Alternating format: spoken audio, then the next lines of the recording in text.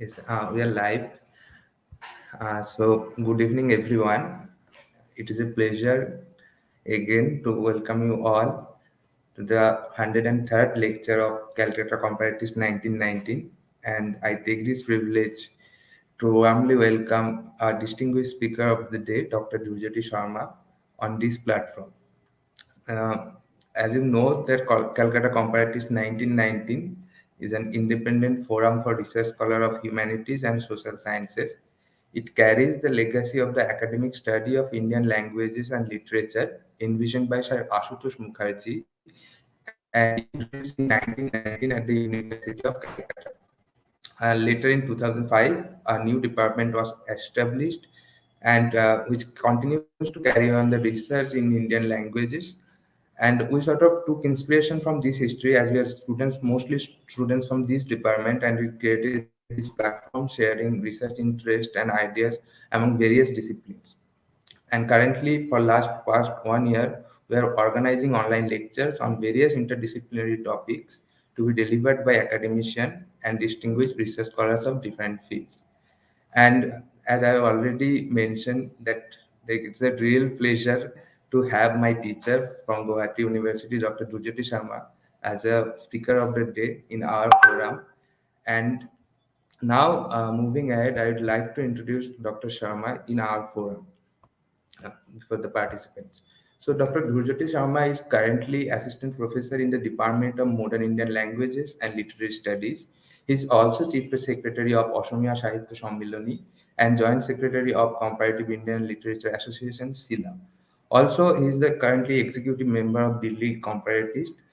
He did his master's and MPhil from Delhi University in English and Modern Indian Language and Literary Studies, and then later he did his PhD from English and Foreign Language University. He was earlier a production editor at Sage Publication, New Delhi, and before that, a research fellow in Northeast India Studies at the Indira Gandhi National Center for the Arts, New Delhi. He is presently engaged in teaching and research in literary history, comparative literature, and cultural studies. He is also presently working on a critical history of Assamese literature. His research interest includes literary criticism and theory, English and comparative literature, literary and cultural histories, India studies, and critical humanities.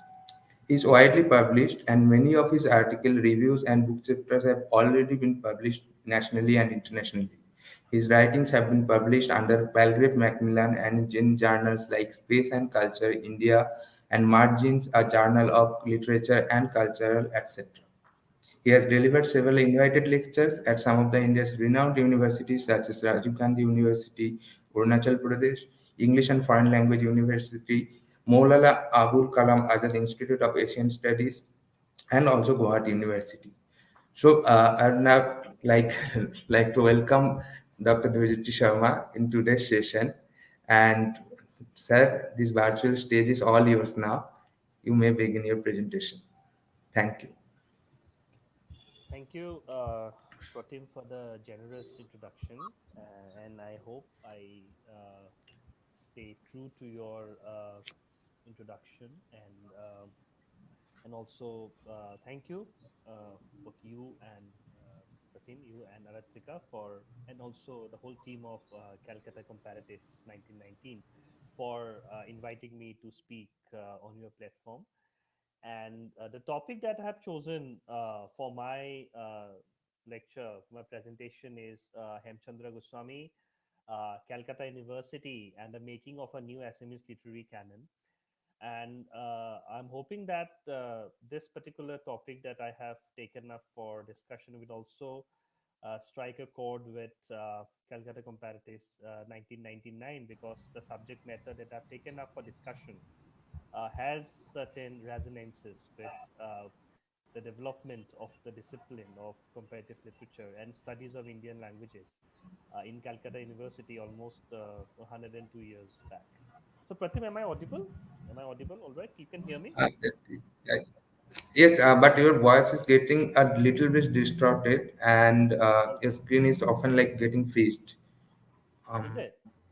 Okay, that's right. Just yes, yes, yes. Okay. all right. Okay, can you hear me now? Just let me know if there is any disturbance. All right, because then I can remove my headphones, or maybe I can speak louder. So just let me know. Pratim, you are muted.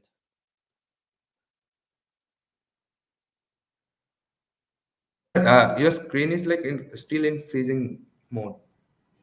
Am I I not mean, it's moving still in static. No, no, no, no. I now? can see. Uh, just let me check once. Just check. Yes, yes. Maybe I'll try Just give me a removing moment. my headphones. Maybe is it fine? Voice is fine now, but All right. Anyway, just let me start. once. Yes, yes, yes. Please start. Okay, thank you. Yes, All right. now, So now, now. it's fine. All right. Thank you. Yeah. So the topic again is Hemchandra Goswami, Calcutta University, and the making of a new Assamese literary canon. And before talking about Hemchandra Goswami, and okay, let me also inform that the coming year, 2022, will be the 150th year, the birth anniversary of Hemchandra Goswami, who was born on 8th January 1872. So this lecture of mine is also dedicated to the hallowed memory of the great personality that we are going to talk about. So, Hemchandra Goswami was born on 8th January 1972. He was a foremost literary historian and antiquarian investigator of modern Assam, whose untiring efforts was instrumental towards the creation of a new critical corpus of Assamese writings at the turn of the 20th century. But before talking about Hemchandra Goswami, and he was born in 1870s, I'll just quickly just go back in time just to explain what was the context of Assamese literature in the period preceding 1870. Uh, in the history of Assamese literature, the year 1836 is a significant one. In 1826, Assam went under the British, and 10 years later, in 1836, it was a part of a pan Indian administrative act, according to which the British government had decided to replace Persian as the official language with English as the language of governance at the higher level, and the local vernacular was installed at the provincial level. Now, once Assam went under the British, it was incorporated with it was included within the Bengal presidency, right? And so, therefore, what happened from 1836 onwards, Bengali was it was instituted as the official language of the province by thereby bypassing Assamese, which was the spoken language and also the language of the court, schools, and also literary composition in the area. So from 1836 till about 1873, Bengali remained the official language of the area. In 1846, the missionaries, the American Baptist missionaries, they had come to Assam and they settled down in Sibsagar, and there from they brought out the first Assamese periodical in 1846 called the Orunodoy. And the missionaries were they knew about the fact that Bengali is not the language of the Assamese people, it's not their mother tongue, and there was this widespread misconception that Assamese is a dialect of Bengali, it's a mere patoy of the Bengali language.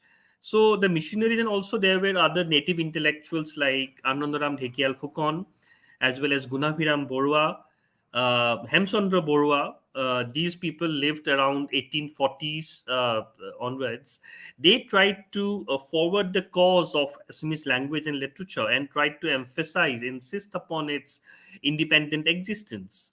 Right. So the 1870s are important from the context that in 1873, Assam was converted into a chief commissioner's province. It was taken out from Bengal presidency, and it was made a province of the chief commissioner from 1870 to 1873 onwards, and Assamese became the language of public instruction.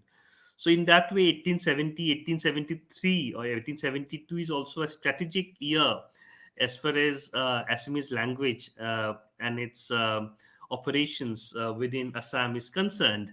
And Hemchandra Goswami was born on 1870 in the year 1872 on 8th January. So exposed to the culture of reading from the manuscripts at a very early age, he grew up in Nagaon district amidst a vibrant atmosphere of the 1880s in the company of early leading lights of modern Assam, namely Gunabhiram Borua, Bholanath Das, Rotneshwar Mohanto, Bolinarayan Bora, Padmavati Devi Fukonani, and others. The talent of Hemchandra Goswami was spotted early by Gunabhiram Borua, and he encouraged the teenage prodigy Hemchandra Goswami to write in his own periodical, the short-lived Assam Bandhu, which ran for only about 16 weeks, 1885 to 1886. Now, in the third year of Jonaki, now Jonaki was an Assamese periodical that was started in the year 1889 by a group of Assamese students who had gone to Calcutta for higher study. It was a journal, and this establishment of the journal was part of the endeavor of these young students studying in Calcutta to form an association called Ohomia Bhasha Unnoti Hadhini Sabha, a society for the well-being of the Assamese language. So they together brought out this periodical, and Hemchandra Goswami, along with Lakshminath Bejborua and Chandrakumar Agarwala, these three are known as Trimurti, or the three important doyens who brought about wide-ranging change as far as modern Assamese literature is concerned. So this trio, they were the initial, founders, the initial proponents of Ohomia Bhasha Unnoti Hadhini Sabha, as well as the journal Jonaki. So in the third year of Jonaki, 1891, the noted Assamese periodical, this signified the first collective native enterprise of running a journal. Because after Arunodaya was established by the missionaries, and between Arunodaya in 1846 and Jonaki in 1889, there were other journals as well, right? There was Aham Bilakini, there was Aham Bandhu, there was Assam News, but they were primarily individual enterprises. One individual or like one like a small group was engaged in bringing out the journal, but a larger collective enterprise actually happened, and also under a native enterprise. Some that Assamese intellectual joining together to bring out the journal actually materialized in 1889 with Jonaki. Now, in this journal, Hemchandra Goswami published a poem called Priyotamar Sithi. This is a very, I'm beginning on a very kind of a very poetic note. He published a poem called Priyotamar Sithi, like a letter from the beloved, which, as the editor of the periodical noted, was composed in the style of a sonnet, the first attempt of the kind in Assamese literature. This is the first, Priyotamar Sithi is signified as the first sonnet in Assamese literature. Now, I'd like to draw immediate attention to the first four lines of the sonnet, which read in this manner. There's the first four lines of this sonnet are like this: Hondojar bukur kasoli udongai, Prokritir sughor salu pit pit, Kukura thengia e akhor kitit, Ji omia koha ase kotu aru nai. Could be translated as uncovering the breastcloth of beauty, I minutely explored the inner closets of nature. The ambrosial rub that manifests in these crooked letters could be found nowhere else. Now, while these words could literally mean the style of its beloved's handwriting, the title of the sonnet is Priyotamar Sithi, the letter of the beloved. So, while literally this could mean her handwriting, But they could also refer to the handwritten letters of the codex style Hasipat or Aguileria Agulacha manuscripts, which at that time these people were engaged in searching for all over Assam. Now, this periodical Jonaki, as I mentioned, was published under the auspices of the Ohomia Bhasha Unnoti Hadini Sabha, which also was engaged in the recovery, preservation, republication, and also translation of old Assamese manuscript puthis stored in the temples, monasteries, and in private collections across the state of Assam. In the second anniversary convention of the society in 1890, Hemchandra Goswami delivered a lengthy speech on the Assamese language, which was subsequently serialized in the periodical Jonaki across 12 issues of his third year, 1890 to 91. Mind you, uh, Hemchandra Goswami was only 18. He was 18 years of age in the year 1890. He was born in 1872. So, as an 18-year-old, very starry-eyed youth, as a young fellow, he actually delivered a lengthy lecture on Assamese language and literature, and this particular lecture could be argued that this is the first attempt, modern attempt, at trying to write a lengthy exposition on the history of Assamese literature. All right. Now, this lecture, which was initially delivered during the second convention of the Unnati Hadini Sabha, it was subsequently serialized in Jonaki across 12 issues. I mean, just imagine it was published across 12 issues of its third year. Now, this speech entitled Ohomia Bhasha is one of the earliest expositions on the history of Assamese language and literature, and also significant from the perspective of periodization, because Hemchandra Goswami is among the earliest uh, historians, literary historians, who suggested a model of periodization of Assamese, of the history of Assamese literature. It attempts to split the Assamese literary history into three periods. Phase, the first period spanning from the origin of the language till the birth of Shankardeva, that's the first period. The Shankardeva being the most influential personality of pre-colonial Assam. The second period stretching from his birth of Shankardeva till the arrival of the British in Assam. And the third period covering the subsequent years till the end of the 19th century. This structure of periodization is obviously very simplistic. However, it provided the base upon which Hemchandra Goswami will substantiate his further research into the history of Assamese language and literature. Now, these are very basic periodization, which was subsequently worked upon by him as well as his fellow literary historians. Now, following Hemchandra Goswami, Lokshinath Bejborwa, another crucial figure in the history of growth and history of modern Assamese intellectual thought, also published a series of 8 lectures entitled Ohomia Bhasha from the 5th to the 7th year of Jonaki, the same periodical. It is roughly from 1893 to 1895. Now, these two sets of articles, one by Hemchandra Goswami, and simultaneously another set by Lokshinath Bejborwa. Now, these two sets of articles provided the much needed platform for the establishment of the fact that Assamese as a language had historical trajectory independent from Bengali. Now, this was a prominent concern of the time because, as I had said, that even though Assamese was reinstalled as the official language in 1870, yet it was for almost 37 years that Bengali was taught in schools, colleges. It was the language of operation in courts and offices. So it was actually difficult to reassert, to bring back or uh, to actually start using Assamese afresh. It was really difficult. to reinitiate the use of the language. And also there was a widespread the notion that Bengali was, Assamese was derived from Bengali, and even though there were opinions that both the languages were derived from Sanskrit, therefore, if you know Bengali, you will know Assamese.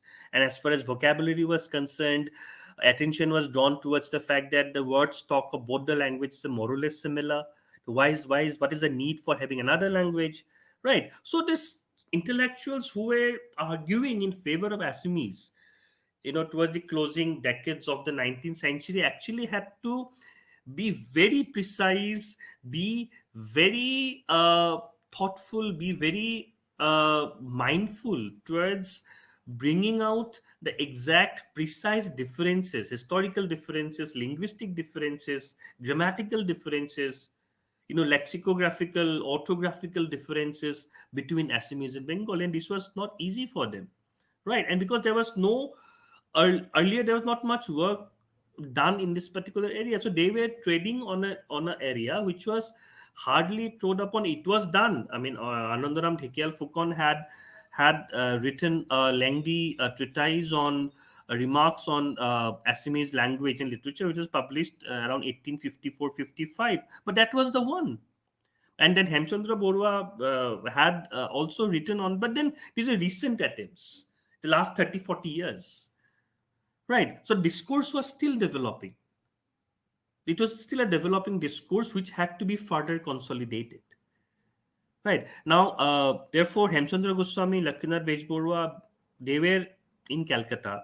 They were exposed to the contemporary currents of linguistic nationalism. They were exposed to the new currents of research and of patriotism, all those sorts that were happening in Calcutta of that period of time. So they were greatly inspired to do something for their own language.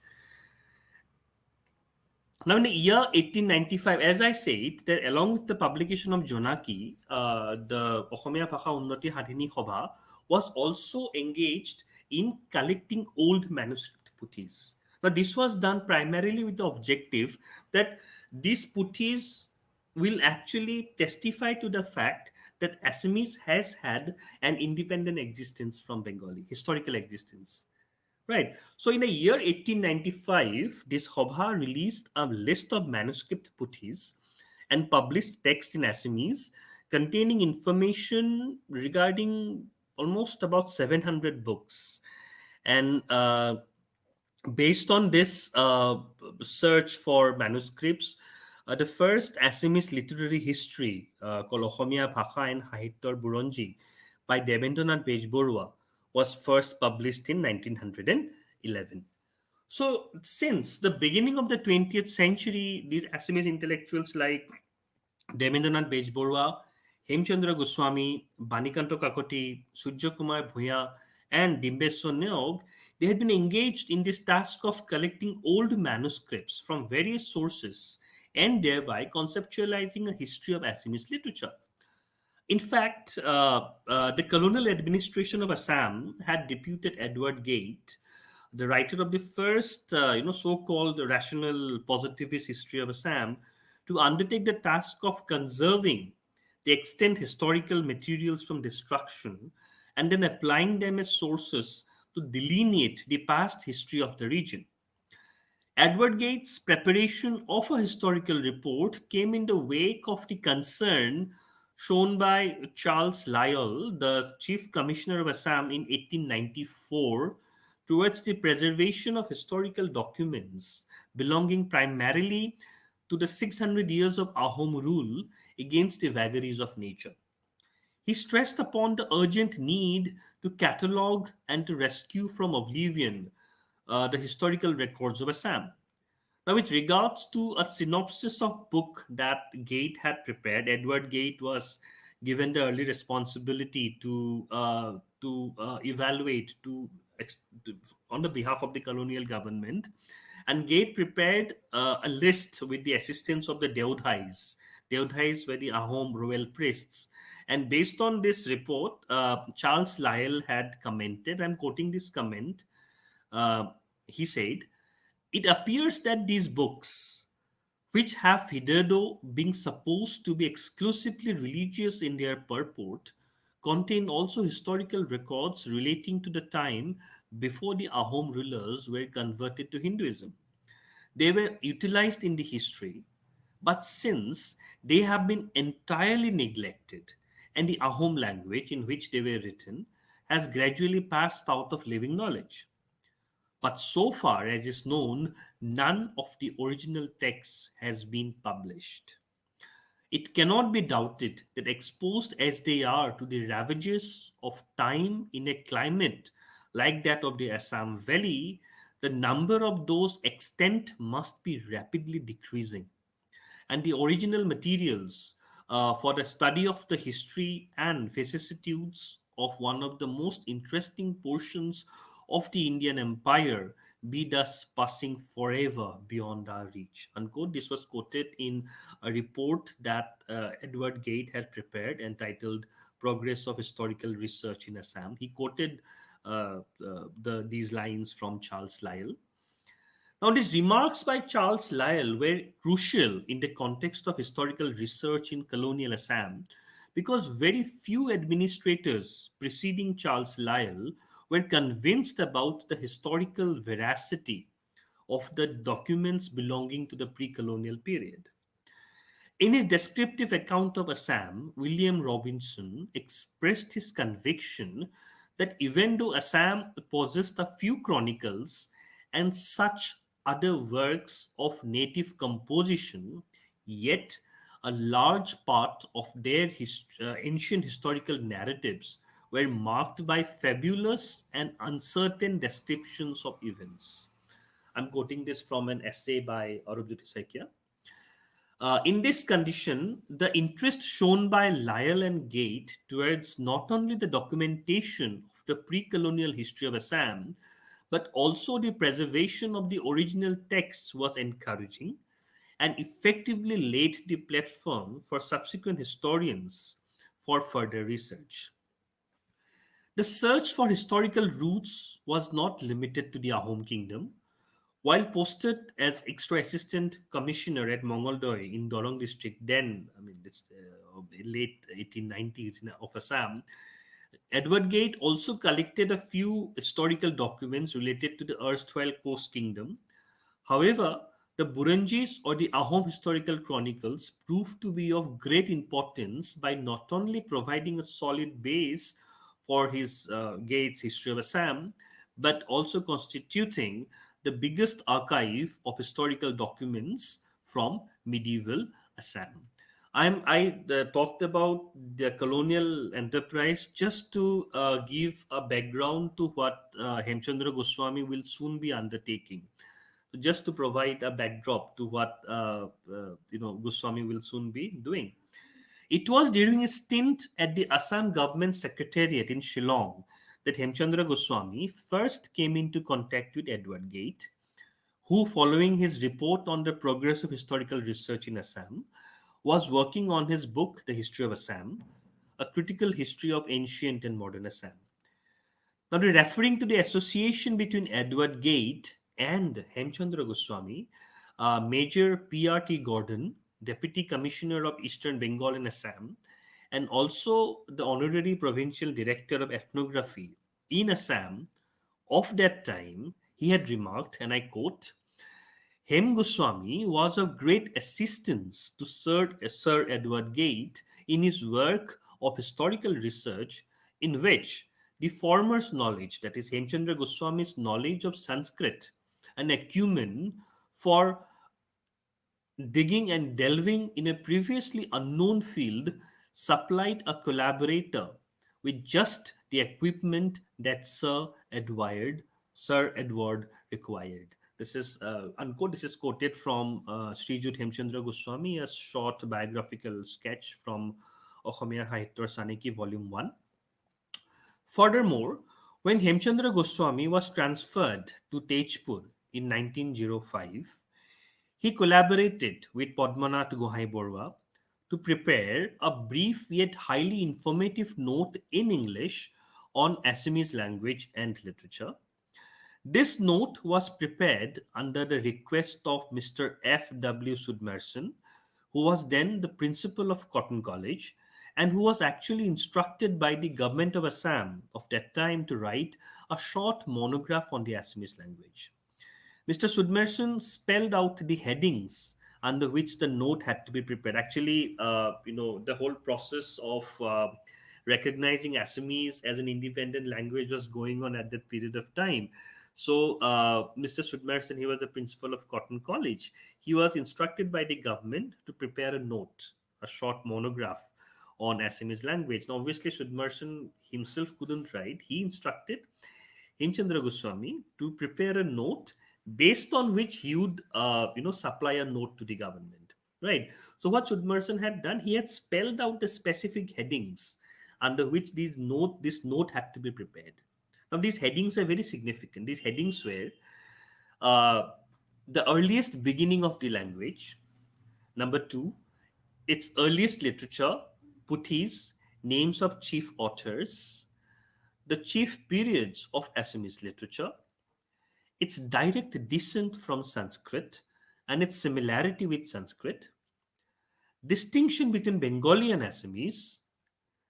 Number six, the greatest periods of prosperity of Assamese. Do they concur with similar periods of Bengali literature? Point seven, the Buranjis, the chief ones with their authors, general characteristics of style, etc. Point eight, what does Assamese owe to Bengali? Point nine, modern Assamese literature. Point 10, is there an increase or decrease in the production of literary works in Assamese? And point 11, the future of Assamese language. How may it be encouraged? It may be noted hereby that this note to Sudmerson's and Sudmerson's subsequent composition of the monograph entitled Notes on the Assamese Language, which was published later in 1908, it effectively laid the ground for the Assamese language to be considered as an Indian vernacular for study at the undergraduate and then postgraduate level in Calcutta University almost a decade later. In the earlier note, the note that Hemchandra Goswami and Padmanath Gohai Borua had prepared, which they subsequently submitted to Sudmerson, it was entitled A Note on Assamese Language and Literature. Now, both these writers, they not only raised a few significant issues pertaining to the independent identity of the Assamese language vis-a-vis Bengali, but also provided a roadmap for bolstering the presence and visibility of the language upon a pan Indian, a national forum, emphasizing the fact that about 63% of the words in Assamese are of Sanskritic origin. They stressed upon its difference from Bengali on multiple aspects. The authors they quoted from Mr. J.D. Anderson, an Indian civil service officer, who had made an observation in his article published in Calcutta Review in July in 1896. They quoted him where Anderson had said that, and I quote, that Assamese differs materially from Bengali in grammatical forms. Its plural is formed in a different manner from the Bengali plural. The feminine gender is shown in a different way. There is much difference in the conjugation of verbs, spatially, in the present and future tenses. It differs also in idioms, in syntax, and collocation of words. Unquote. This was quoted in a note on Assamese language and literature. Now, these authors have also made a crucial distinction. Now, this is important. This is an important distinction that they emphasized. The authors also made a crucial distinction between a language borrowing any number of words from one or more languages and the same language adopting the grammatical patterns of another language.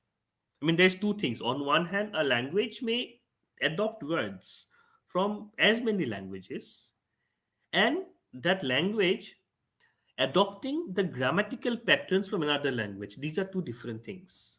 They say that as long as The language has an internal grammatical structure of its own. It is free, as they argued, to adopt words from neighboring tribes or even foreign nations.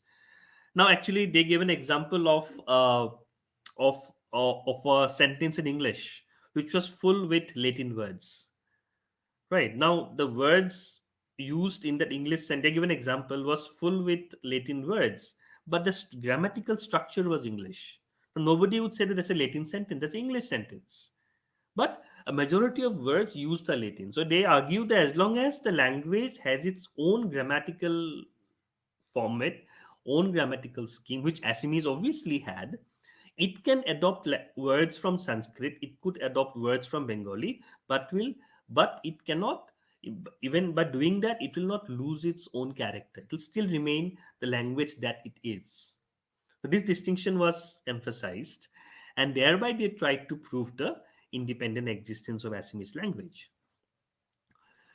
A major assignment in the life of Hemchandra Goswami came in the form of a period of official deputation under Sir Arkdale Earl, Chief Commissioner of Assam. The period deputation was from October 1912 to March 1913 for 6 months, where he was placed under the supervision of Major Pierre T. Gordon. Hemchandra Goswami was instructed to undertake an extensive mission of collecting Assamese puthis or manuscripts, pre-colonial manuscripts, most of which were almost like on the verge of being destroyed or partially destroyed due to ravages of time and other issues regions.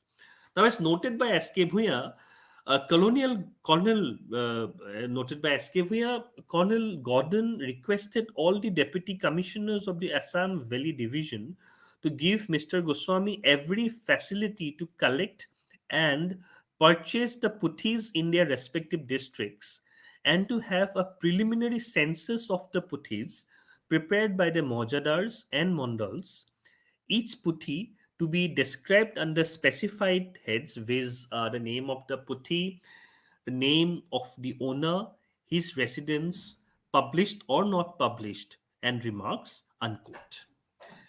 During this period of searching for manuscripts across the state, Goswami visited the Shatras, Tols, and families in the then districts of Gwalpara, Kamrup, Nagaon, Sibsagar, and Lakhimpur, and also Kusbihar.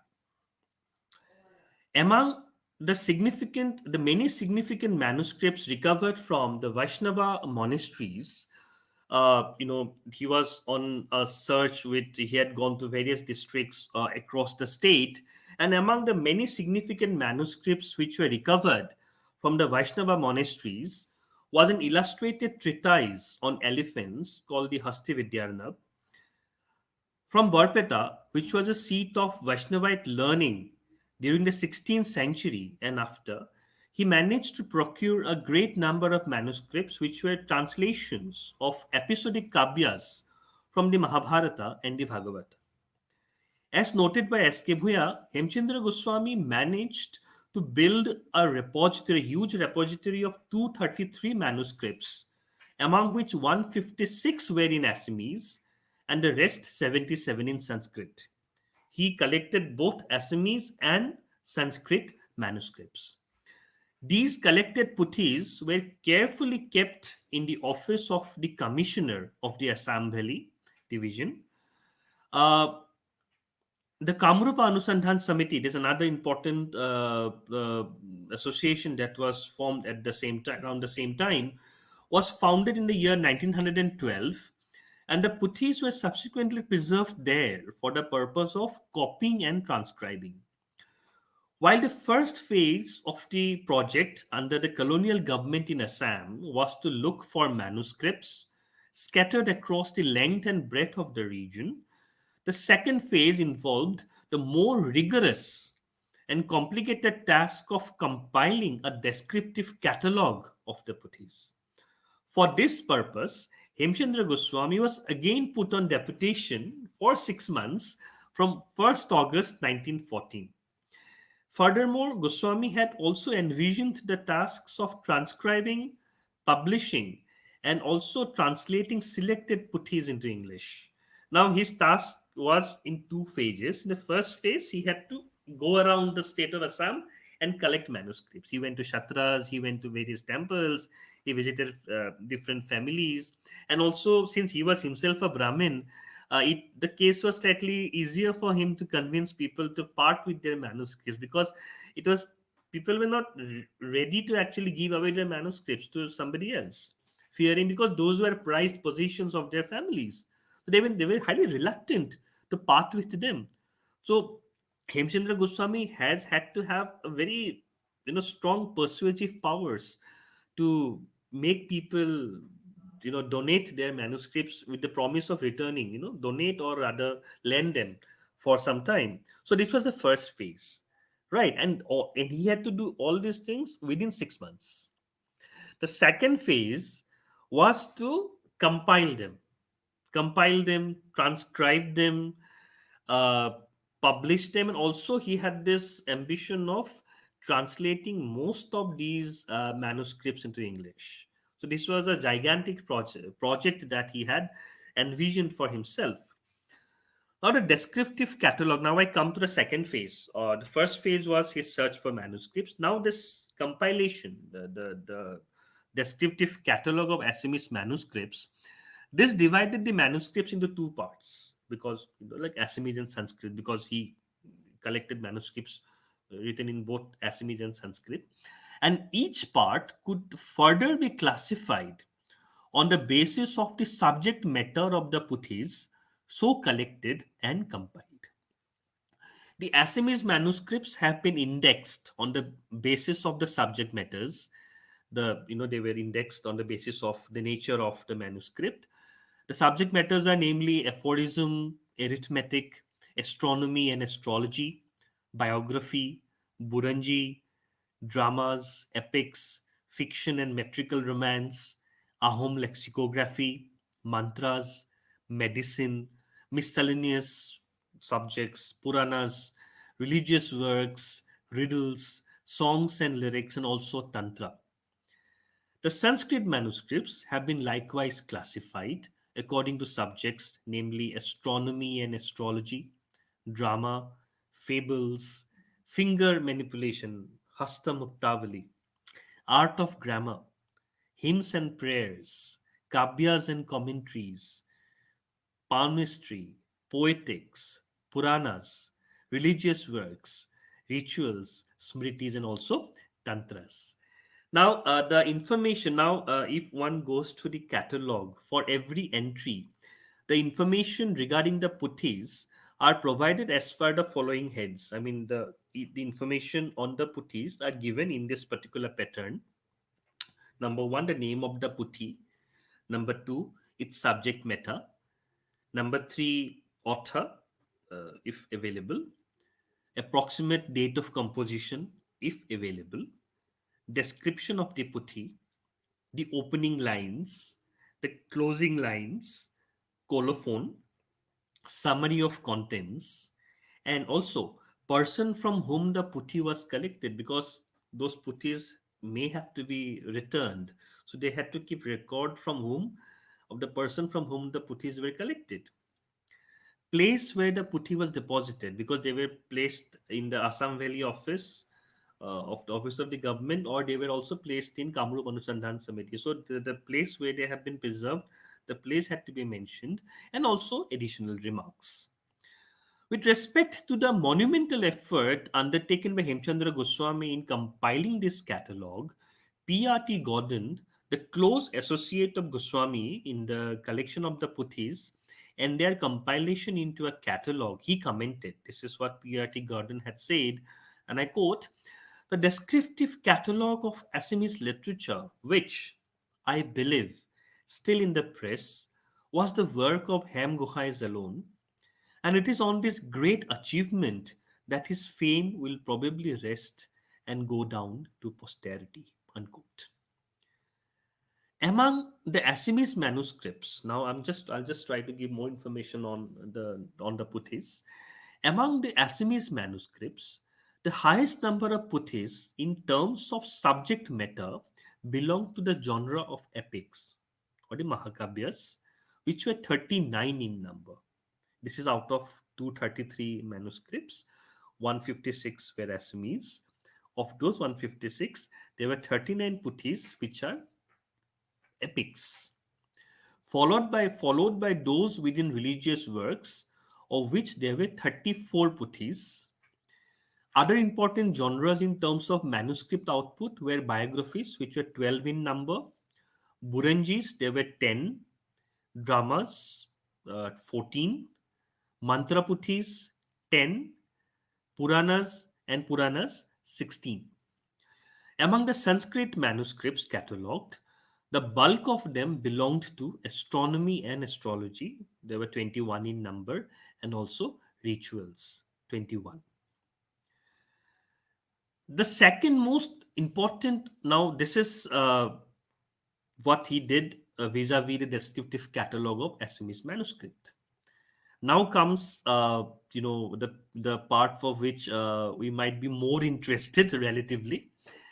The second most important official assignment for Hemchandra Goswami came as part of his association with Sir Asutosh Mukherjee, who spearheaded the scheme for the advanced study of Indian vernacular languages, through which he believed that, and I quote, for the first time in the history of Indian universities, it became possible for a person to take the highest university degree on the basis of his knowledge of his mother tongue. Quote, this is the convocation speech of Sir Asutosh Mukherjee on 18th March 1922. This is quoted in the preface of Ohomia Sahityor Saneki. In the year 1919, the University of Calcutta established the Department of Indian Vernaculars, offering undergraduate and postgraduate degrees in Indian languages. It would be worthwhile to read the regulations of the university, which stated, I mean, obviously, the regulation, people belonging to Calcutta University might already know about it, but I just want to set the uh, argument in motion. So I'll just read out the regulation of the university vis-a-vis the scheme for the study of Indian vernaculars. It stated that a student studying for the MA in Indian vernaculars should possess a knowledge of two vernaculars, namely a thorough knowledge of his mother tongue and a less comprehensive knowledge of a second vernacular.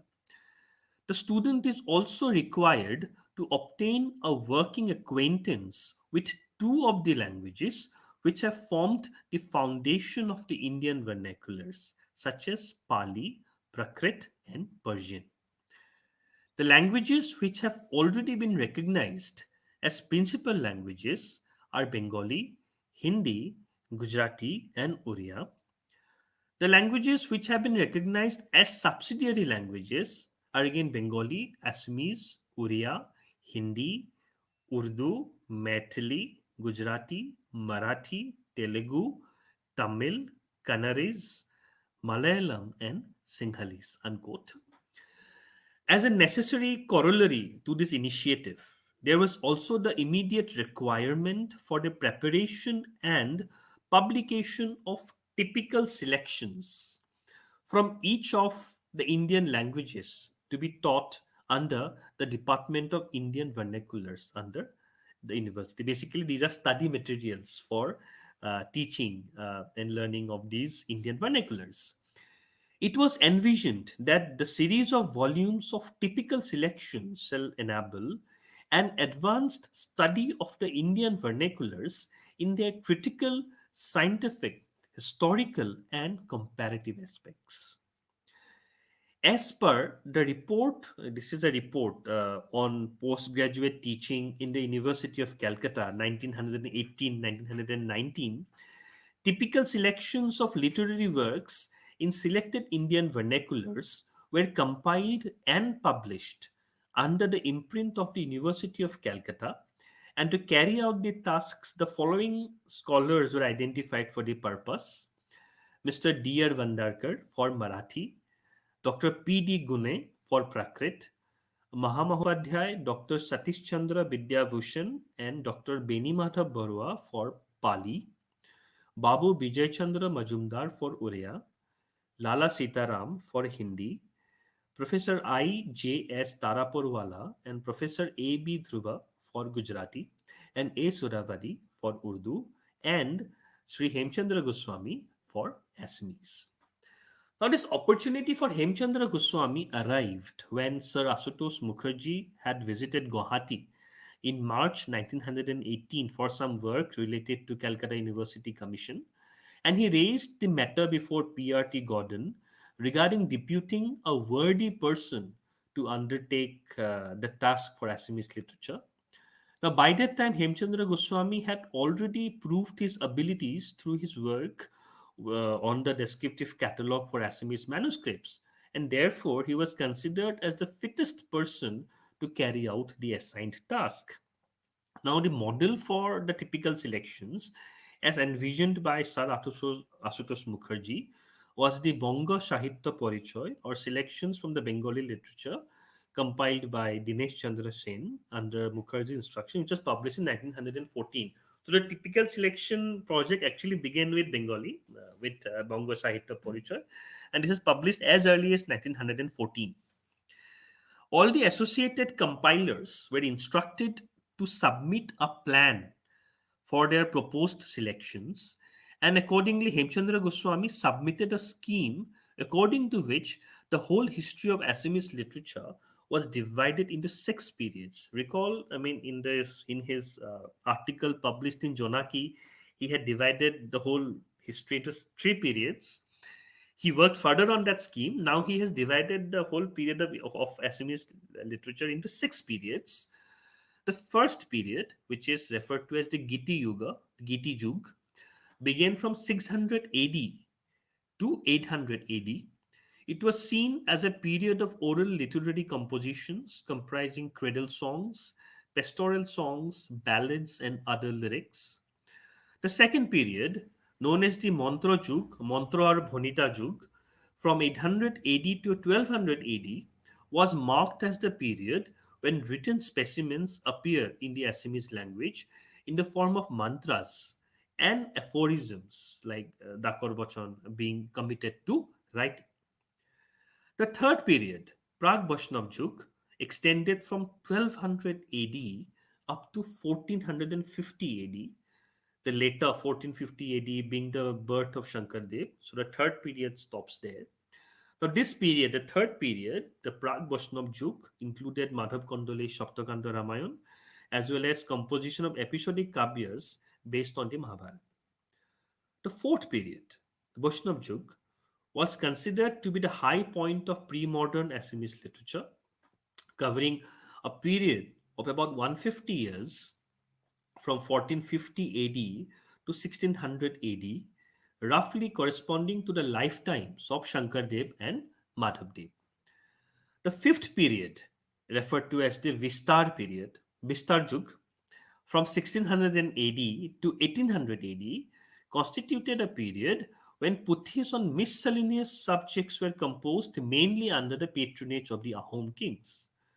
The period also witnessed the gradual decline of Ahom power and the arrival of the British in Assam in the wake of the Muamoria Bidruh and the Burmese invasions. The sixth period, the last period, is the Bortoman Jug, the present era, beginning from around 1800 AD and continuing till his own time, dealt with newer forms and subjects of literary compositions under the impact of Western literature and English education.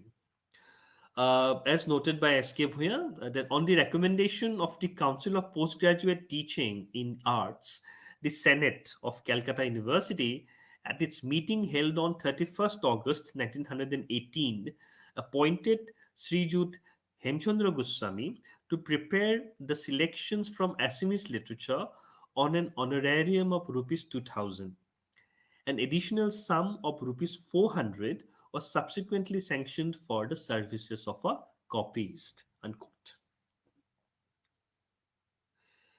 Therefore, as the compilation of selections from significant works of Assamese literature from the beginning till the colonial period, the Ohomia Sahityor Saneki, or the typical selections from Assamese literature, was published in 3 volumes comprising 7 parts. They were published between 1923 and 1929.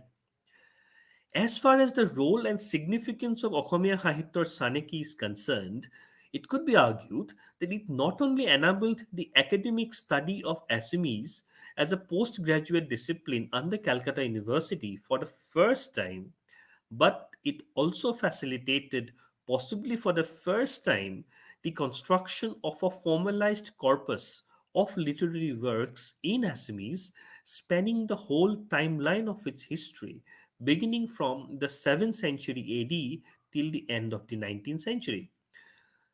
The publication of Ohomia Sahityor Saneki could also be seen as an exercise towards conceptualizing a canon of Assamese literature in its own right, and also participating alongside other Indian languages in developing a modern, holistic vision of Indian literature. It may be mentioned here that the earlier engagement of Hemchandra Goswami with the descriptive catalogue of Assamese manuscripts enabled him to acquaint himself more closely with the vast corpus of literary works in Assamese, and he could accordingly handpick a few representative ones from amongst his bibliographical database for inclusion into the typical selections of Assamese literature.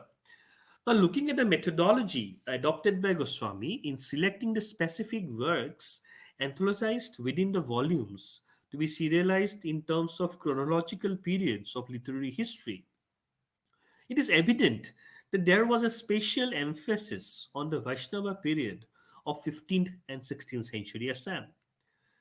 It has been mentioned already that the whole project was divided into 7 parts. I mean, here just to clear a confusion that it might arise that Hemchandra Goswami had divided the entire history of Assamese literature into 6 periods. The periods were 6, but uh, the Homya Sahityor Saneki appeared in 7 parts. Okay, in 7 parts. Uh, Covering 6 yugas or periods of Assamese literary history. In this regard, it may be noted that the first 3 yugas that I had mentioned, the Giti Yuga, the Mantra and Bhanita Yuga, and Prag Vaishnav Yuga, were covered in the first part itself. Of the remaining 3 yugas, the Vaishnava Yoga, the Vistar Yoga, and the Bartaman Yoga. Out of 6, first 3 were covered in the first part itself. Of the remaining 3 yugas, the literature composed during the Vaishnava Yoga were compiled across 2 parts. 2 parts were dedicated to Vaishnava Yoga. Of the 4 remaining parts, 2 parts were for Vistar Yoga and 2 parts for Vartaman Yoga. He himself noted in his proposal for the volumes that this is what Himchandra Goswami himself noted, that the fourth period commences at 1450 AD with the birth of Shankara Deva, the great exponent of Vaishnavism in Assam, and it extends up to 1600 AD. All the great writers on ancient Assamese literature flourished in this period, and the literature was chiefly employed for the propagation of Vaishnavism. I propose to call these as the Vaishnavite period or Vaishnava Yuga, unquote. With regards to the Vistar Yuga, the subsequent period, Goswami contends that he said that as the literature in this period, that is from 1600 to 1800 AD, lost in depth, it gained in surface. And so I propose to call this the period of extension or Vistar Yuga. Therefore, we can argue that if the Vaishnava Yuga was seen as the period of vertical expansion, gaining in both depth and height, the Vistar Yuga was one involving horizontal expansion, thereby signifying the diversity of genres in which literary compositions in Assamese came to be composed during that period. Furthermore, Hemchandra Goswami's emphasis on Vaishnavite literature must not be necessarily seen as evidence of his ideological orientation towards the sect, that's the Vaishnavite sect, but rather be seen as constituting his acknowledgement that of the Vaishnavite period constituting the highest point of literary excellence and an age of cultural renaissance in the history of Assamese literature. This is proved by the fact that at around the same time when he was working on Ohomia Sahityor Saniki, he was also working on the transcription, translation, and publication of an old treatise of tantric literature composed in Assamese called the Kamaratna Tantra. The information regarding this particular treatise is provided in the descriptive catalogue of Assamese manuscripts in the entry number 70, where it is referred to as an Assamese translation of the Sanskrit Kamaratna Tantra, and it said that Gorakhnath is mentioned as the author of the original Sanskrit Puthi, unquote. Now, the juxtaposition of both Tantric and Vaishnavite writings in Assamese within his purview serves the dual purpose of tracing the history of Assamese writings back to a period as early as the 7th century and subsequently the period of its literary efflorescence in the 15th 16th centuries, because his acknowledgement of old tantric literature could actually help him trace back the history of Assamese literature almost to 1000 1200 years. And at the same time, his acknowledgement of the greatness of the Vaishnavite literature could help him argue for its independent, glorious existence across this period of 1000 to 1200 years. So it provided a kind of a very strategic, benefit, proved to be something very beneficial in terms of his visualization of Assamese literary history across a period of 1000 to 1200 years. Now, the seven parts of Ohomia Sahityor Saniki were not published together. It may be noted, or in serial order. They were not published like from volume 1 to volume, like from part 1 to part 7. Those seven parts were further divided into three separate volumes. The third volume contained the sixth and the seventh parts, the last two parts, which comprised the Bartaman Yug. It was published between August and December 1923. The second volume, containing the second, third, fourth, and fifth volumes, were published between January to November 1924. The first volume, comprising the first part, the early part, was published in November 1929. Now, the cost of publication, even though it was published under the imprint of Calcutta University, but Calcutta University itself was going through financial difficulties at that period of time. So the costs of publication were borne by Sri Bholanath Borwa, who was a well-known businessman of Assam, who was then settled in Calcutta. However, it's a matter of regret that none of these three persons associated with the project could witness the final publication of the volume. Hemchandra Goswami passed away on May 2nd, 1928. Therefore, he could only see two of the three volumes published on Ohomia Sahityor Saniki published during his lifetime.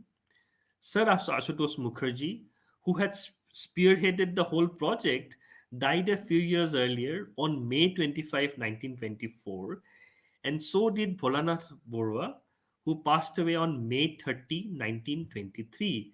It was an eerie coincidence that all three of them died in the month of May.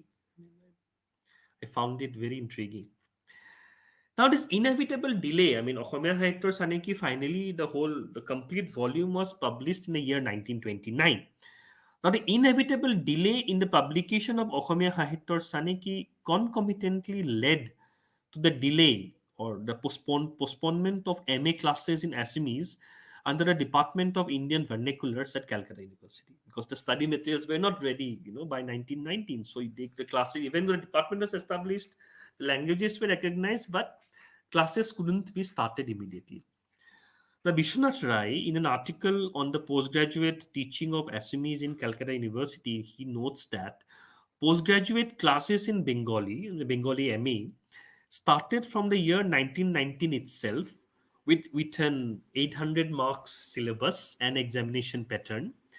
The year 1920, the next year, saw the beginning of postgraduate classes in Hindi, and in the following year, in 1920, so in 1923, 3 years later, Oriya, Gujarati, and Maithili were brought into the domain of postgraduate teaching under Calcutta University.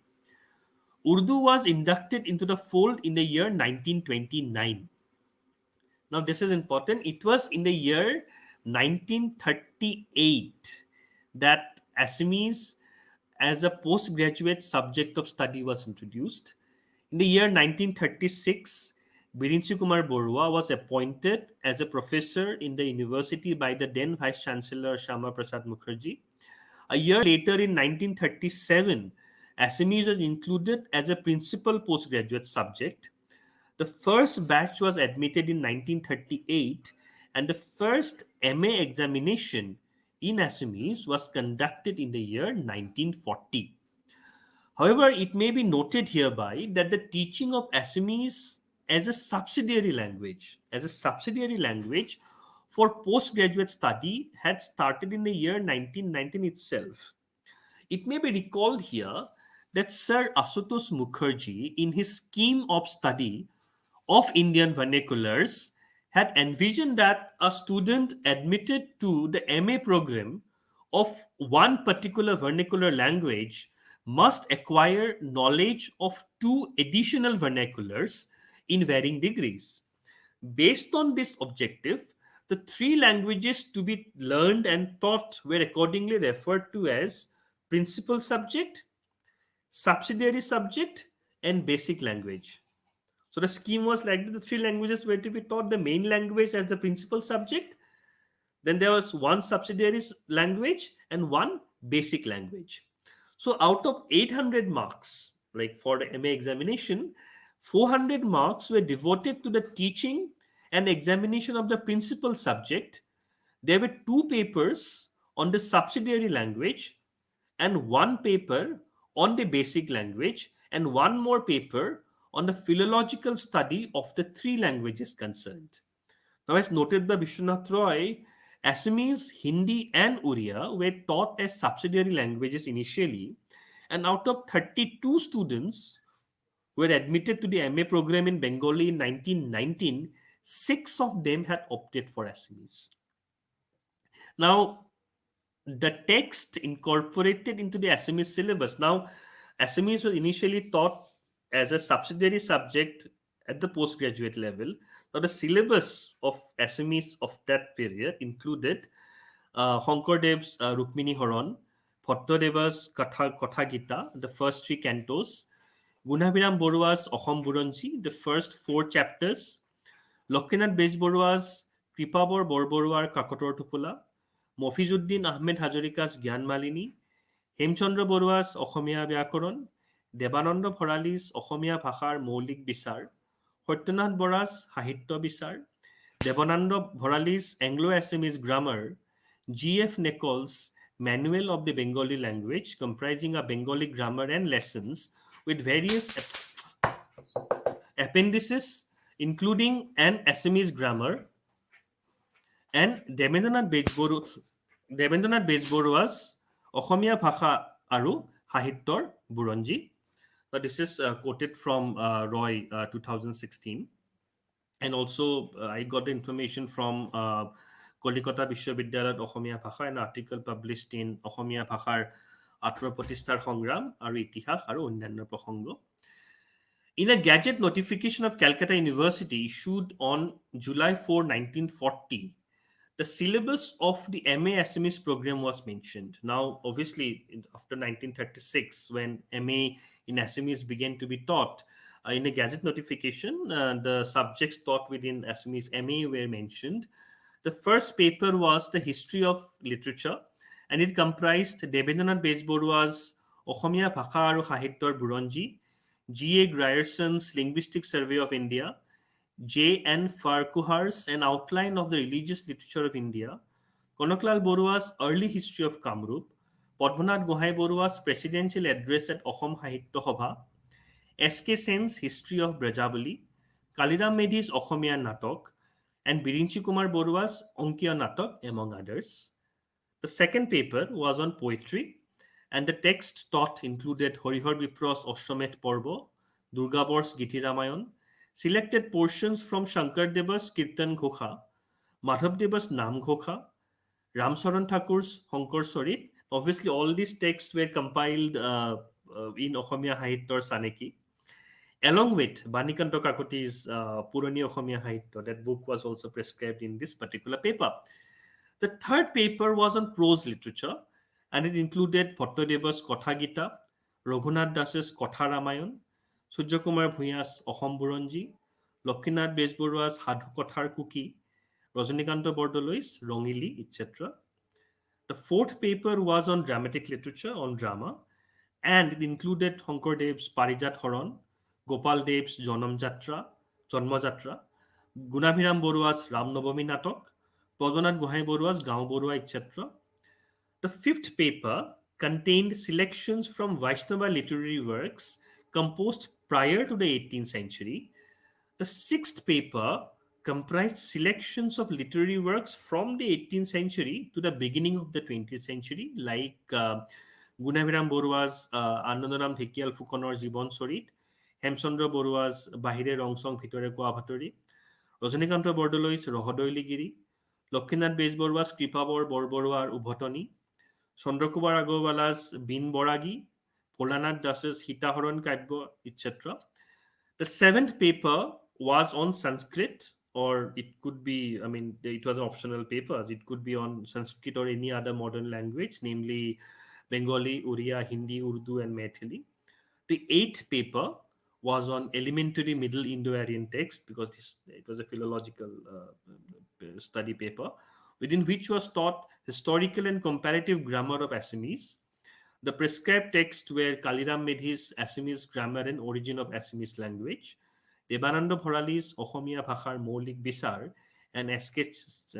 Chatterjee's Origin and Development of the Bengali Language. So this is how the study of MA in Assamese under Calcutta University started. However, around the Gauhati University was established soon after, in the following decade.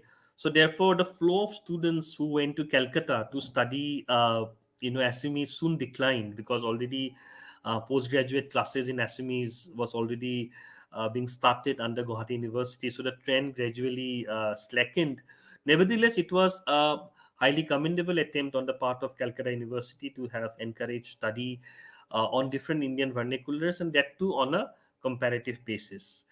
And we saw how Hemchandra Goswami's Ohomia Sahityor Saneki provided the base for the study of Assamese literature under Calcutta University, and how these two projects of Hemchandra Goswami, one was the descriptive catalogue of Assamese manuscripts and typical selection of Assamese literature, how those two projects were integrated into the whole holistic vision of Hemchandra Goswami towards conceptualizing a modern literary canon for Assamese literature.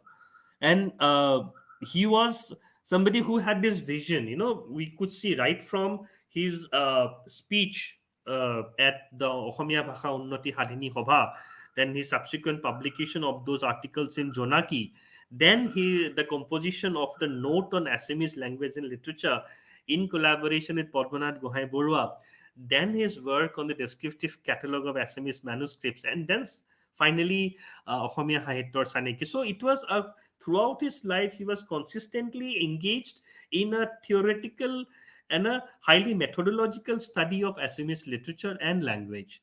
So from that perspective, I mean, his contributions are unique, and it's said that his work was almost was it set the trend in that particular area. I mean, it was something nobody had done before, right? So he had to contend with, and it says that his work suffered for being the first kind of work in that particular area. So there were limitations, there were obviously oversights, limitations, but it actually laid the platform for subsequent scholars like Dimbeswar Neog, Maheshwar Neog, Hoitendranath Sharma, who followed subsequently in formulating a literary history and a literary canon for the study and research in Assamese language and literature.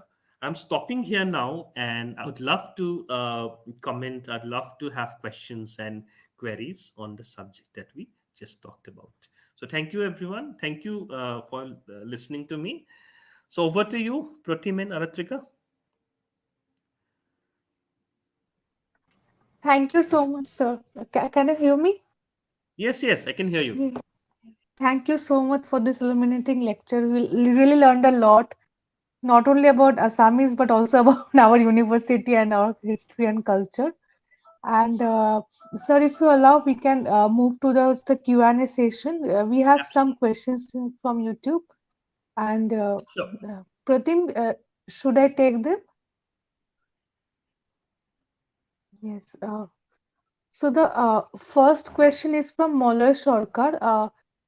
Is the present Assamese language and the language used by the Ahom kings of Shivsagar and others same or have same origin?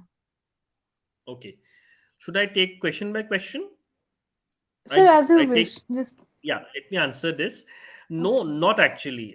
They're not of the same origin, because the Ahom kings, they came to Assam in the 13th century, 1228 to be precise. So they initially, they spoke a language it was from the Shan. They spoke a language known as Tai Ahom. Right. It's only the from about 16th century when they started, discoursing in Assamese. All right. But Assamese language existed prior to the arrival of the Ahoms. Right. It was there right before them. And also another thing, when the Ahoms came, they ruled over primarily the northern, I mean, the easternmost, because they came from the eastern bound through the eastern boundary of Assam. So they ruled primarily the eastern and middle Assam, whereas the western part of Assam was under different kingdoms like the coast Komota kings, the coast kings, and then it was also ruled by the Ahoms, but not the entire part. Right. So Assamese language as a literary culture existed much before the arrival of the Ahoms. The Ahoms, they came to Assam, they gradually adopted the Assamese language as their own, and the Buranjis, the historical chronicles that were written under their command, initially they were written in their own language, in the Thai language. Subsequently, they started composing Buranjis in Assamese. Yeah, it's a fact that the Buranjis had its own linguistic variations. So we could say that, within, the Ahom, monarchical system, Ahom cultural system, certain linguistic variations were introduced into the Assamese language, right? But Assamese language existed much, before the arrival of the Ahoms. So there are no, I mean, like, they're part of the system, but not the same. Yeah. Yes. Thank you, Thank you. Thank sir. you, Mona, for the question. And sir, the language exactly spoken by them is Thai home. How much Southeast Asian? I mean it's a more Austroasiatic Hmm. influences there, or Well, I'm not very equipped to talk about the linguistic aspects of, because see, Thai, it's a group of languages. There is Thai Ahom, Thai Khamyang, then there is Thai Phake. So there are a group of Thai languages, right? Thai Ahom is one of them. All right. So as far as linguistic varieties are concerned, I'm not very equipped to tell you about the variety. And also, and this is a sad thing, that not many of us, there are not many people who can actually read the Thai language now within in Assam, right? So most of the manuscripts which were written in the Thai languages, I mean, they're waiting to be deciphered. And this was also a fact that was lamented upon by Surya Kumar Bhuya way back in 1930, that the people who could speak that language, the numbers of speakers are fast diminishing. So, this is the language, what initial Buranjis were written, also other, Puthis were written in the Thai language, right? So, there is a Thai study center in Dibrugarh University and also at Okay. other places across the state. So, now the research is going on in this particular area, and it's a optimistic vision that maybe in the future, we'll have more scholars of Thai languages which will help us decipher the Ahom manuscripts in a much better way. And so, but as far as the linguistic aspects are concerned, I'm sorry, I don't have much idea That's about it. Yeah, yeah, yeah. yeah. And also Hemchandra Goswami, I believe he insisted on the Kamrupi dialect more. uh he see Hemchandra Goswami was uh see there was parallelly there was a movement going on. I mean, I had actually spoken last year. I had spoken in one of the Calcutta University lectures on Kamrupi, where there were people who were actually engaged at the same time to, resuscitate the Kamrupi idiom, in the early decades of the 20th century. But Hemchandra Goswami was, so far my knowledge goes, was not involved in this particular endeavor of Okay, okay. but he was involved in the tantra, that the Kamaratna tantra that I talked about. Yeah, So it yeah. talks about Kamrup as a cultural area, but as far as Kamrupi linguistic variant was concerned, I don't think he was directly involved in that.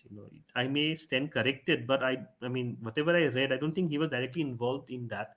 He was more concerned with literary history, and he was more Okay. involved in collecting, preserving, deciphering, transcribing, more in technical aspects of these things, rather than directly being involved in linguistic debates of that time, right? But yeah, I'll surely look into it if there is something that he actually Yes, talked about. I think, sir, I read somewhere. I don't know, maybe in the internet somewhere. So I don't See, exactly Hemchandra, remember. see, don't confuse him with Hemchandra Borua. There No, is no, one not Hemchandra. Borua. I think Goswami. Okay, okay, could be. There The- could be. I mean, yeah, because yeah. I'll tell you why. Because Hemchandra Borua had compiled the Hemkoch, the dictionary, the Assamese Mm-hmm. dictionary, and he passed away before it could be published. So Hemchandra Goswami had collaborated to get the dictionary published, Hemkoch published. Hemchandra Goswami, right? So he was engaged with the language situation, but I don't exactly know about his direct engagement with the Kamrupi thing. All right. So whether he was directly involved in the linguistic debates of that period or not, I'm not very sure about that. But I'll surely try to find out if there is something of that sort. Thank you, sir. And so the next question is also from Molla Sharkar. Yeah. How old is the present language as per present historians? All right. See, if you have to look for earliest traces of Assamese language, uh, one can go back to about, say, the 6th or the 7th century. That's the time when, and usually the marker is with what Yuan Chang had said, that the language of Kamrupa differed from the one which is spoken in Middle India. This was Yuan Chang's comment when he had visited Kamrupa in 643 AD, middle of the 7th century, right?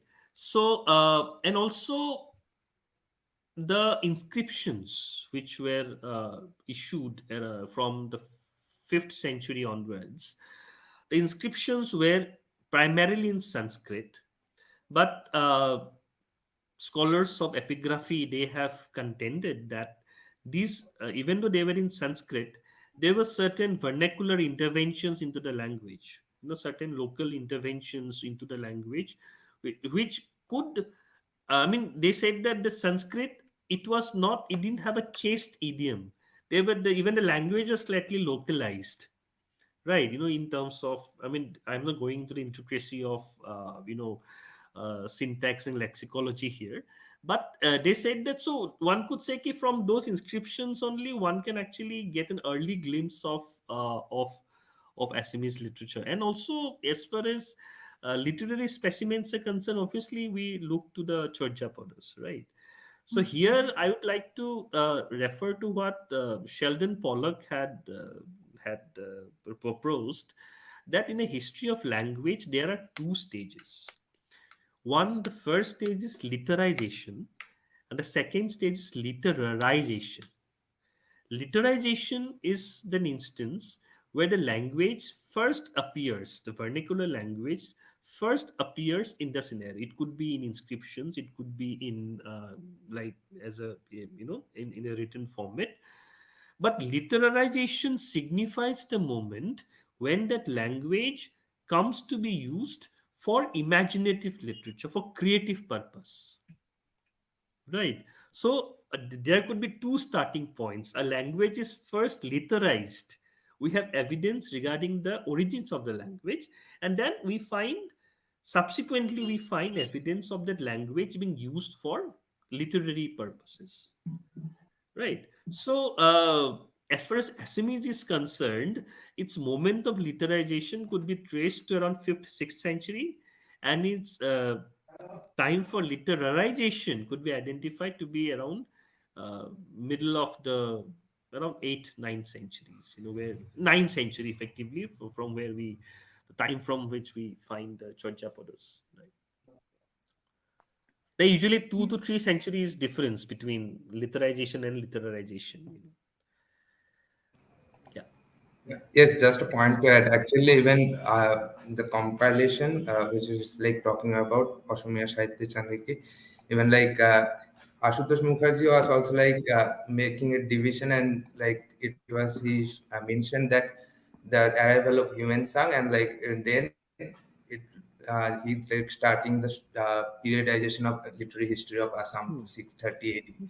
So That provides the yes. usual starting point. That provides the usual starting point of, because that's where we get a definitive statement that the language of Assam differed from the one which is spoken in mid India. So we get a definitive comment on the language, right? So that's where we usually, that remains the starting point. But yeah, but there is scope for further inquiry in this area.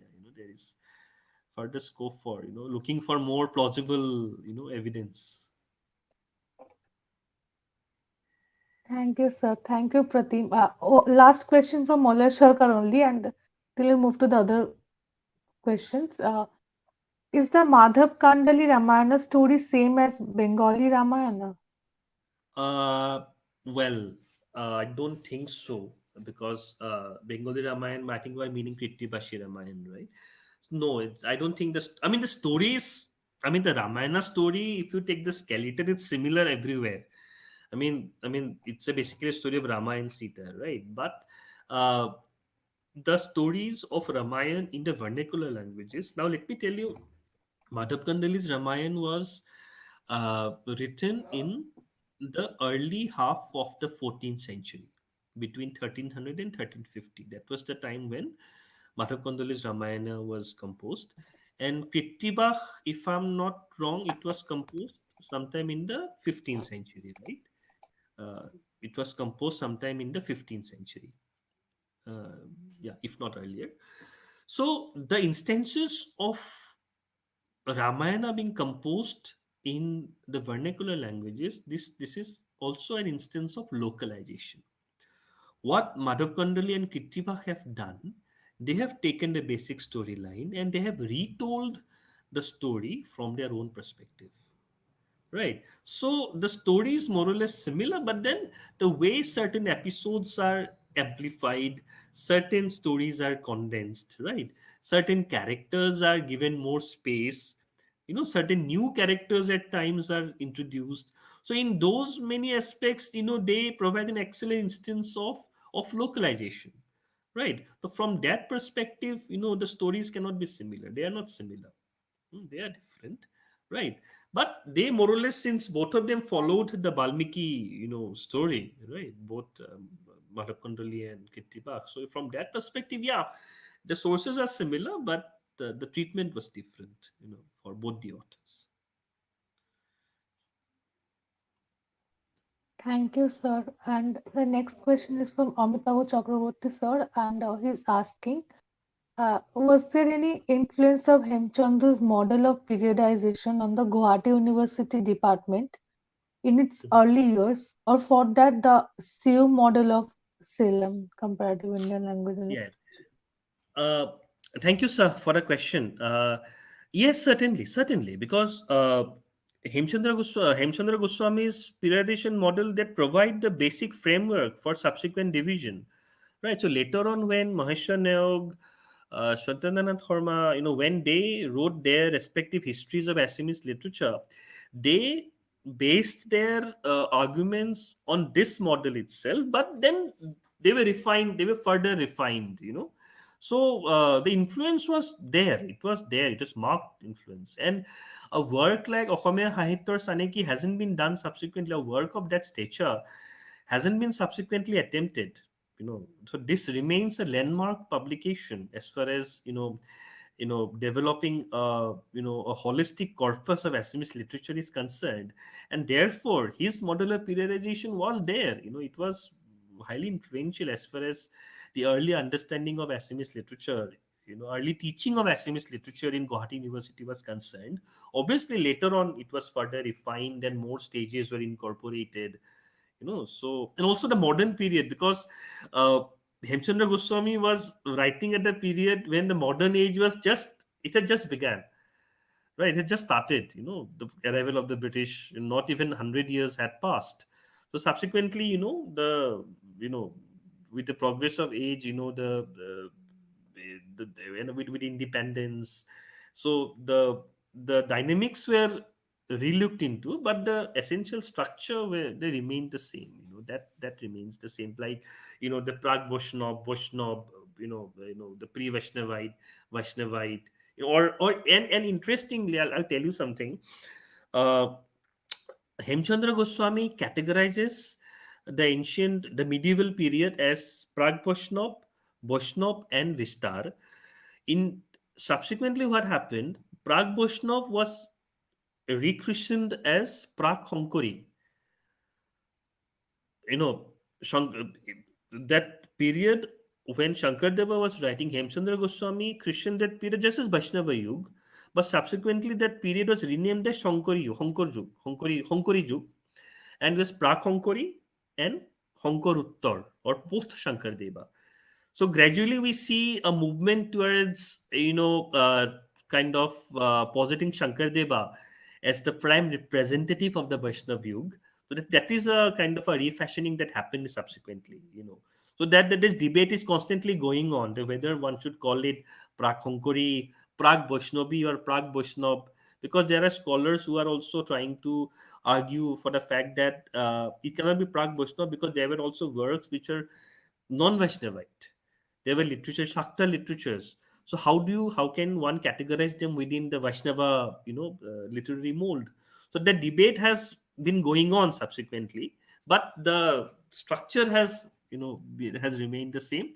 Just the nomenclature has changed, time and again. So, and as far as CU model of CIL is concerned, I'm not very sure. I mean, how it has happened subsequently. Maybe Pratim and Aratrika would be able to tell how it has progressed subsequently. As far as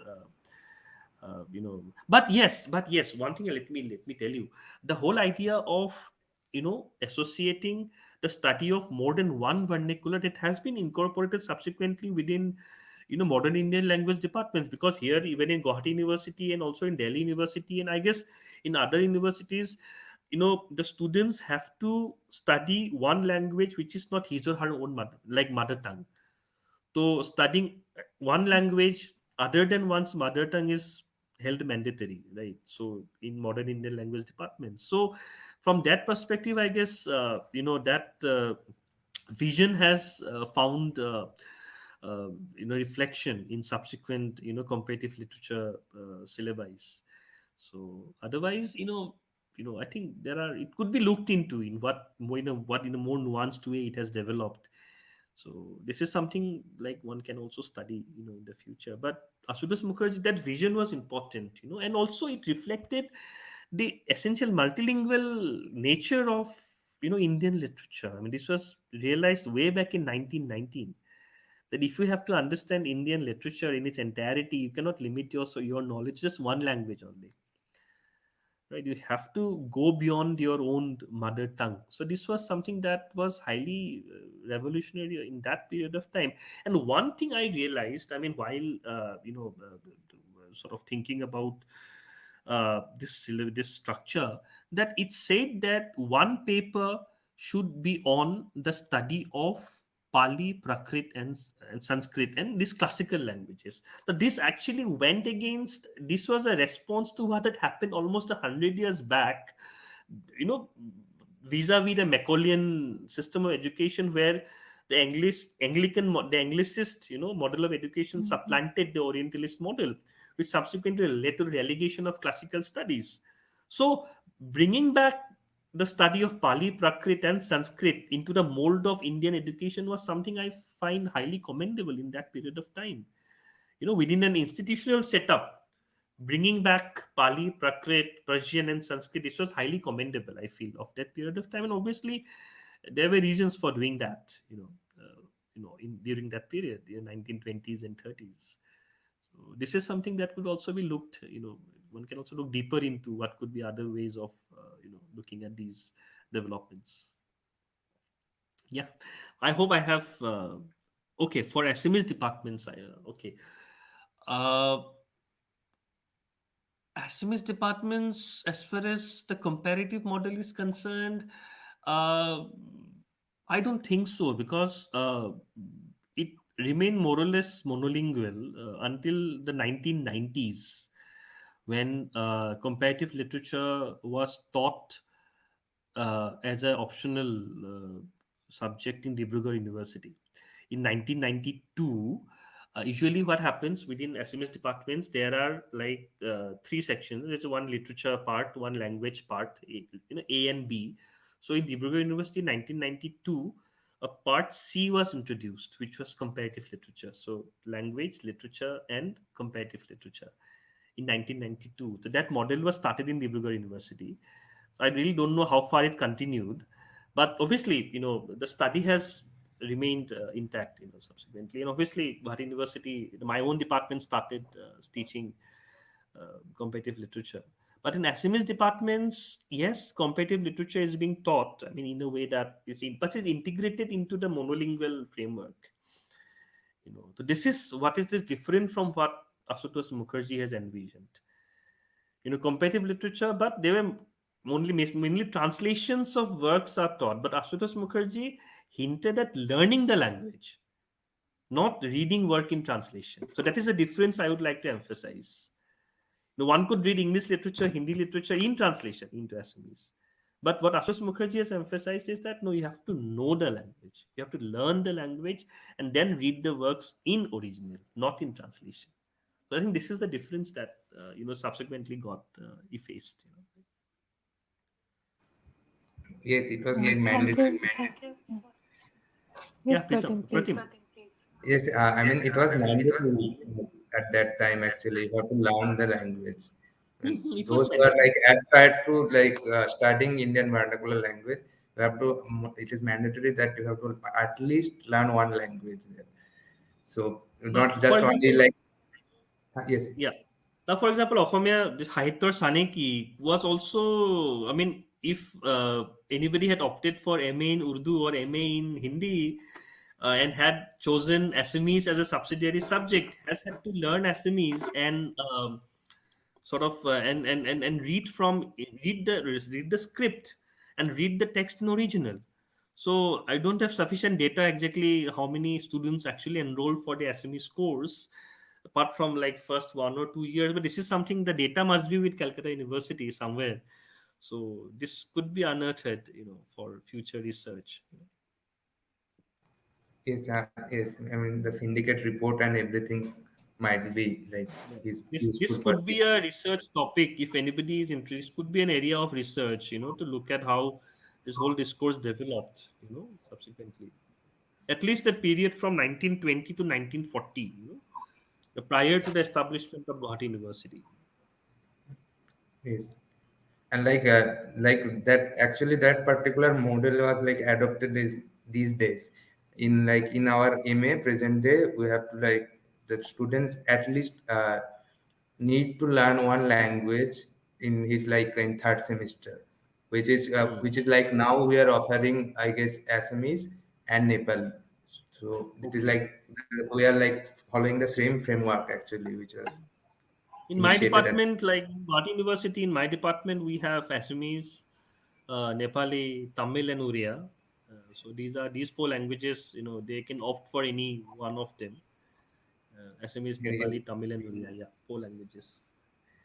Yes, Like we are even also like we adopting did the same thing. Yeah, we had to learn one language. Yeah. But I feel that it shouldn't be initially. just for the sake of learning. I feel that it shouldn't be just for the sake of learning, but they should actually start, undertaking works, serious works, within these languages, not for just for the sake of learning and passing the exam. So this is something that should be also, looked into. Yes, actually, it was initially it was not there on in when in 2005 the department was like started its journey again, and we used to like read in like Monomoti or Gunaviram Budwa in like translation only. I mean, Translation. I I am also like from that batch actually. When we don't have the choice to like learn any language, we used to read mostly in translations.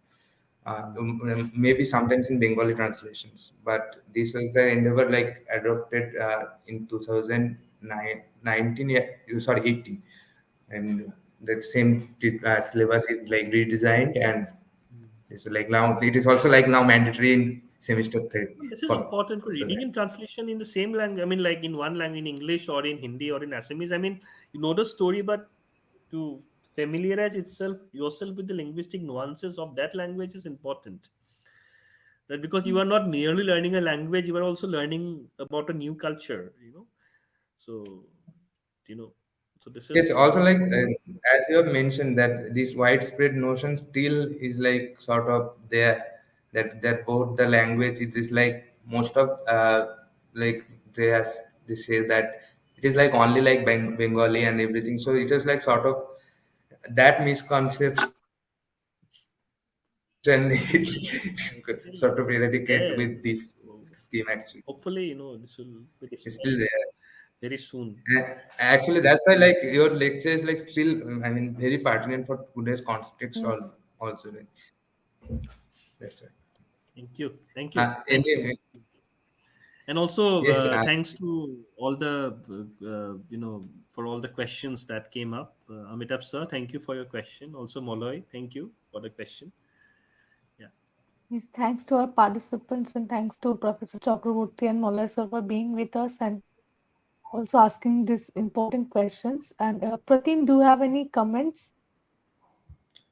not right now. Any, I don't think any. Yeah, then I just like to ask sir something that like in the present situation, how is Hemchandra Goswami perceived in the Assamese scenario or the Assamese literature students? I mean, is he still a part of the canon or is he still translated into other popular languages?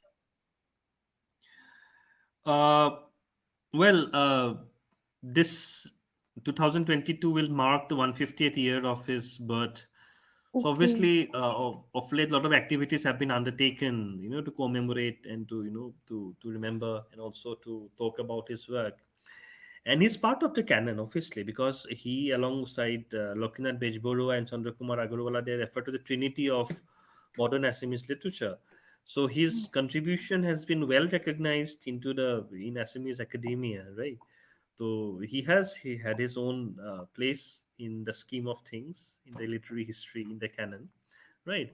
But obviously, this 158th year gives us an extra reason to talk about his works, to know about his genius, to go deeper into his achievements as a antiquarian, as a literary historian, as a translator. Because what I found, because I also had read about him, but while working on this paper, I went deeper into his oeuvre, his corpus, and I was amazed by the versatility and his wide-ranging vision. I mean, he was not only collecting the puthis, I mean, he had and not only compiling them, but he was also looking at publishing them and also getting them translated.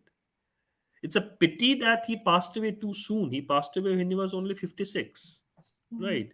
So had he stayed longer, I mean, he could have, done much more, and also he did the work within a very short period of time. He got only 6 months to conduct his survey, 6 months to compile the catalog, right? And I guess sometime around like something about 3 years to write his book. I mean, to compile the selections, right?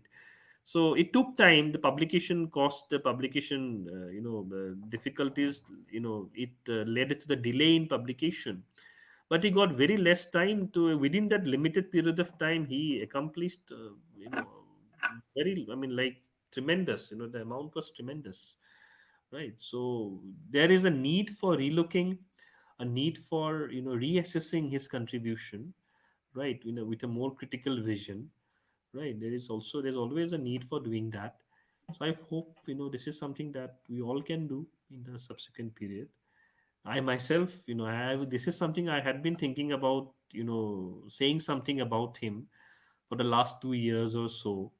So I must thank Calcutta Comparatist 1919 for giving me this opportunity to talk about him, at length about his works.